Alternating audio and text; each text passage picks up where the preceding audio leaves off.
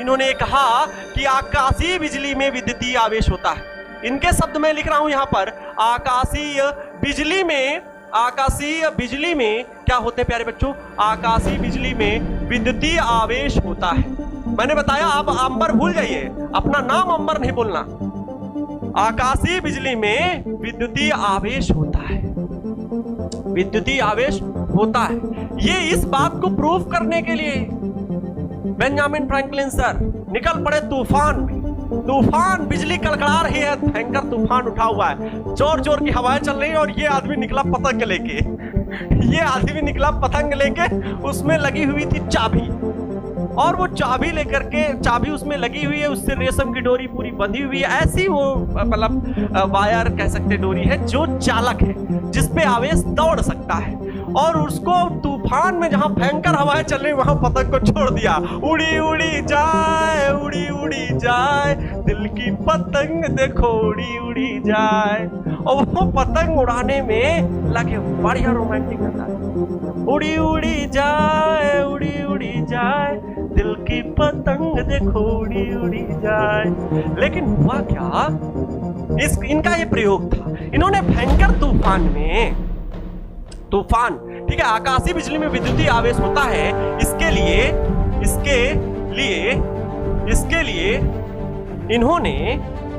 लिए देखो, हम इधर जा रहे हैं और फिर इधर आ रहे हैं, तो ये डांस करना इसको एक्सेप्ट करिएगा। विद्युतीय आवेश होता है, इसके लिए इन्होंने प्यारे बच्चों क्या किया, इसके लिए इन्होंने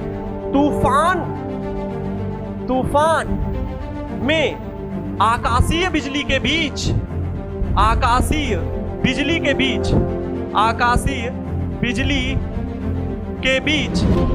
पतंग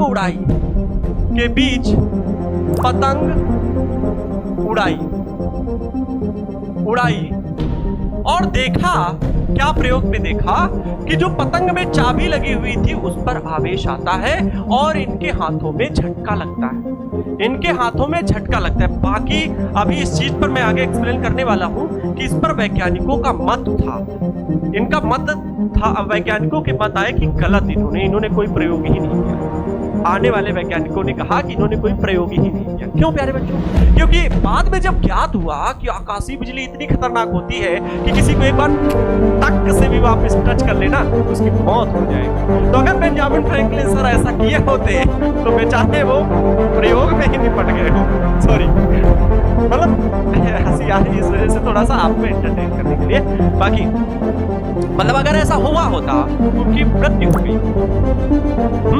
लेकिन ऐसा हुआ नहीं। इन्होंने प्रयोग किया, इन्होंने ये बताया कि हमने ऐसे प्रयोग किया और जो आवेश था वो हमें झटका दे रहा था। आवेश चाबी से, मतलब उसमें की लगी हुई थी पतंग में, उससे आकाशीय बिजली कड़कड़ तड़के। तो तब उसमें क्या हो प्यारे बच्चों, उस पे टच हो बिजली चाबी पे, तो वो हाथों पे उनके झटका दे। इन्होंने कहा कि भाई आवेश तो यहां पर है और इस आवेश से बड़ी बड़ी बिल्डिंगें तबाह हो जा रही है। किसी के ऊपर व्यक्ति पर गिरता है वो उसकी डेथ हो जाती है।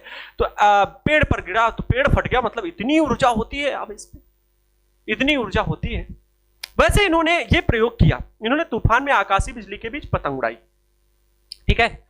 और आवेश को प्रकार बताने के लिए, आवेश के प्रकार बताने के लिए प्यारे बच्चों इन्होंने क्या किया, अब दो छड़े ली, क्योंकि अब यहां पर गिलबर्ट सर और थेल सर दोनों लोगों ने बताया अंबर पदार्थ, एबोनाइट, कांच की छड़। इन्होंने आवेश के प्रकार को पूरा ज्ञात किया। आवेश प्यारे बच्चों, अब हम लोग थोड़ी पतंग उड़ा करके इन्होंने आवेश की बताया। वैसे यहां पर लिख दे रहे हैं, इनके इस प्रयोग में आज भी मतभेद है, ठीक है, आज भी, क्योंकि सत्य नहीं मानना, आज भी मतभेद है, ठीक है।